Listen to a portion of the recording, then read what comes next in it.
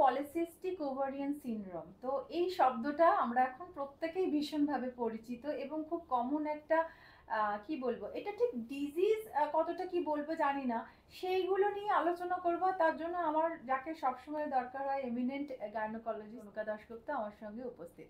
Tanuka, polycystic ovarian syndrome আমি যতটুকুনি জানি এটা একটা লাইফস্টাইল ডিসঅর্ডার ডিজিজ, এবং আগেকার একটা ধারণা ছিল যে মোটা হলেই নাকি এই রোগটা হয়, কিন্তু এখন রোগাদের মধ্যেও প্রচন্ড রকমের এটা দেখা যাচ্ছে। তো এই সম্বন্ধে তুমি কি বলবে যে কেন এইটা এতটা কেন বেড়ে গেছে এখন? যবে থেকে মানে মানে গাইনি পড়ছি অ্যাকচুয়ালি, পিসিওডি এত কমন না, মানে আশেপাশে এত বেশি যে তুমি যদি একটা মেয়েদের স্কুলে যাও, 100টা স্টুডেন্টের মধ্যে আগে বলা হতো না 3 to 10% of the reproductive age group. I feel মানে এখন রিসার্চ চলছে, আগামী দিনে চলে আসবে, it's going to be more than 50% women are PCOD almost. আমি রিসেন্টলি শুনেছি একটি জাস্ট মানে 14-15 বছরের মেয়ের পিসিওডি ধরা পড়েছে, মানে ভাবা যায় না। বেসিক্যালি এটা জেনেটিক, জানো তো, মানে যেমন ডায়াবেটিস জেনেটিক, তেমনি PCOD is also sort of a genetic. এবং ডেফিনেটলি আমরা যে যুগে বাস করছি, এনভায়রনমেন্ট, পলিউশন, খাদ্যাভ্যাস এবং ভেজালে যুক্ত খাবার, তো সেগুলো তো আমরা অ্যাভয়েড করতে পারবো না। So in this process some of us will be PCOD. তো এইবার আমরা এটাকে ডিল করি কি করে? আমি আমার পেশেন্টদের বলি, বা আমি নিজের লাইফেও যেটা নিজে ফেস করেছি সেটা বলবো যে if I am diagnosed with PCOD, তাহলে we have to live with the disease, isn't it? এবং আমরা যদি ওভারওয়েট হই, আমাদের প্রাথমিক কাজ হচ্ছে লাইফস্টাইল মানে মডিফাই করা। এক্ষেত্রে যেটা আমরা সবসময় ফেস করি, যে মায়েরা বা ফ্যামিলি এসে বলে ও পড়াশোনা করছে, খুব চাপ, পড়াশোনার একদম সময় নেই।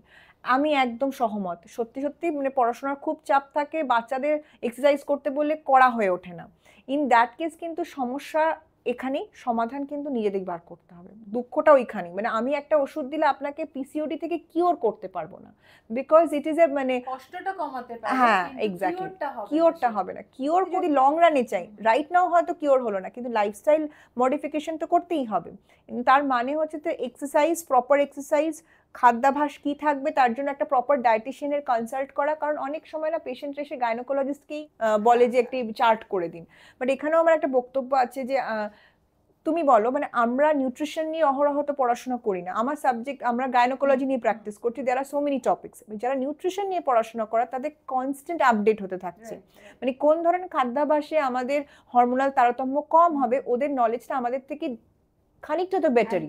আমরা তো দুটো জিনিস নিয়ে পড়াশোনা করেছি, মানে যোগা এন্ড আমি অলসো সার্টিফাইড নিউট্রিশনিস্ট। তো যাদের পিসিওডি আছে অবশ্যই তাদের কিছু খাবার রেস্ট্রিক্ট করতে হবে। প্রথম হচ্ছে দুধ, এমনি যে আমরা গরুর দুধটা মানে ওদের এ টু ছাড়া কিন্তু খাওয়া যাবে না, কারণ এখন এই দুধের মধ্যে অনেক হরমোন থাকে এবং সেটা কিন্তু পিসিওডি বাড়িয়ে দেয়। এরকম অনেক খাবার আছে যেগুলো একটু রেস্ট্রিক্ট করতে হবে, তার সঙ্গে কিছু অ্যাড করতে হবে।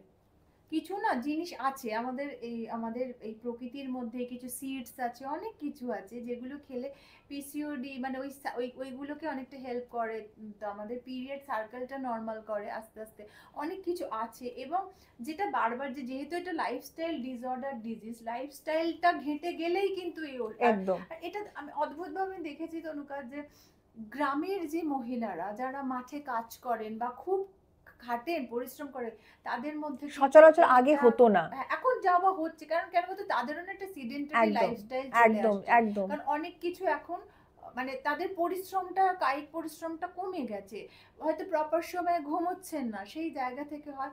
কিন্তু মানে রেশিওটা কম, শহুরে মহিলাদের যে রেশিও, সেটা গ্রামীণ মহিলা বা যারা খুব পরিশ্রম করে তাদের মধ্যে কম, কিন্তু সেটা মানে এটা আমার একদমই তাই, মানে আমি যতটুকু নলেজ পেয়েছি সেই ক্ষেত্রে কিন্তু যে প্রপার সময়ে খাওয়া, প্রপার সময়ে ঘুমানো, এবং পিসিওডি থেকে আপনি কিন্তু বেরোতে পারবেন না যদি আপনি এক্সারসাইজ না করেন। একদম মানে এটা একদম মানে একটা মানে কি বলবো, বিগ মানে একটা রেড লাইন, একদম রেড লাইন। ট্রু। আমার বাচ্চার প্রচন্ড পড়াশোনার চাপ, সে সময় দিতে পারে না, আমার সময়, তাহলে আপনি ওই রোগটা নিয়ে সারা জীবন থাকতে হবে, কোনো কিছু করার নেই। একদমই তাই। আপনি ওয়েটও লুজ করতে পারবেন না, বা যারা রোগা আছেন তারা মানে এই লাইফস্টাইলটাকে যতক্ষণ না ঠিক করছে, আমি কিছুতেই জিনিসগুলো হবে না। দেখো যোগা প্রচুর রকমের যোগা আছে, বাটারফ্লাই পোজ আছে, তোমার সেতু বান্ধাসনা আছে, অনেক কিছু আছে, সেগুলো বলে দেওয়া এবং যায়।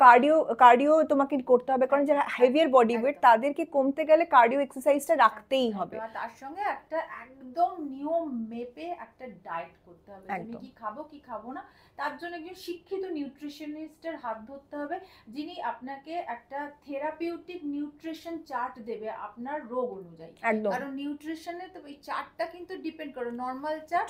আর যাদের কিছু ডিজিজ নিয়ে আসছে, ধরো ডায়াবেটিস, কারো কোলেস্টেরল হাই আছে, কারো হার্টের প্রবলেম আছে, কেউ হয়তো এই পিসিওডি আছে, তাদের কিন্তু চার্টটা একদম আলাদা, ইন্ডিভিজুয়ালাইজড চার্ট, এটার জন্য মানে একদম কাস্টমাইজড চার্ট বলা হয়, সেটা হয়। তো সেটার জন্য প্রপার শিক্ষিত ডিগ্রিধারী নিউট্রিশনিস্টের কাছে গিয়ে একটা প্রপার চার্ট নিতে হবে, তার সঙ্গে ডাক্তারের ওষুধপত্র যতটুকু দরকার, কিন্তু ওষুধের দরকার হয় না। ট্রু, একদমই ট্রু, সমস্যাগুলো চলে যায়।